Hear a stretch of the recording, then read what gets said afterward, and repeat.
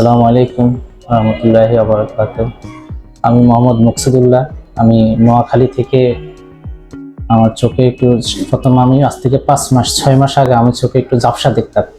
তখন আমি আমাদের নোয়াখালী একটা ডাক্তার দেখাইছিলাম। উনি আমাকে 1 মাসের ওষুধ দিয়েছিল। ওষুধ দেওয়ার ঠিক 28 দিনের মাথা আমার চোখে রক্তক্ষরণ হয়।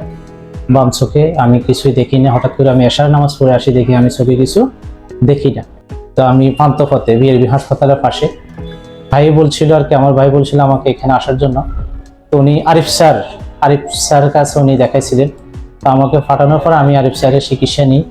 চিকিৎসা নেওয়ার পর আমি 2টা ইঞ্জেকশন ব্যবহার করছিলাম। এই 2টা ইঞ্জেকশন পর আমি অপারেশন করেছি। আলহামদুলিল্লাহ আমি আগের থেকে অনেক ভালো, অনেক ভালো। আসসালামু আলাইকুম, আমি ডক্টর আরিফ পাঠান কথা বলছি রেটিনা গ্লোকোমা সেন্টার থেকে। আমি কাজ করি রেটিনা নিয়ে। তো আমাদের মধ্যে যাদের ডায়াবেটিস আছে তাদের চোখ নিয়মিত পরীক্ষা করা জরুরি। ডায়াবেটিস হলে চোখের রেটিনাতে অনেক সময় রক্তক্ষরণ হতে পারে। আমাদের চোখের পিছনে যে পর্দা আছে সেটাকে বলা হয় রেটিনা। সেই রেটিনাতে কিছু রক্তনালী আছে। ডায়াবেটিস হলে রেটিনাতে রক্তনালীগুলো ফেটে যায় অনেক সময়। সেই ফেটে যাওয়া রেটিনা থেকে রক্তক্ষরণ হয়।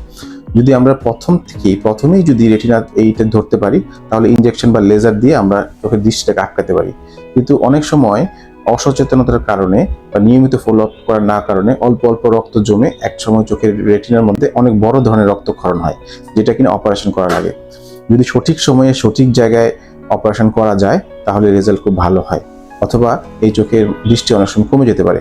আমাদের কাছে যিনি আসছেন, ওনার চোখে ডায়াবেটিসের কারণে চোখে রক্ত ছিল। আমরা অপারেশন করে দিয়েছি। অপারেশন করার পরে উনি অনেক ভালো আছেন।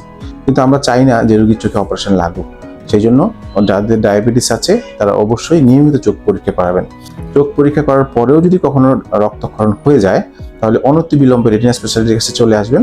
আমরা চোখে যদি অপারেশন করে রক্তগুলো বের করে দেওয়া হয় তাহলে ওনার দৃষ্টি আগের কাছাকাছি চলে আসে।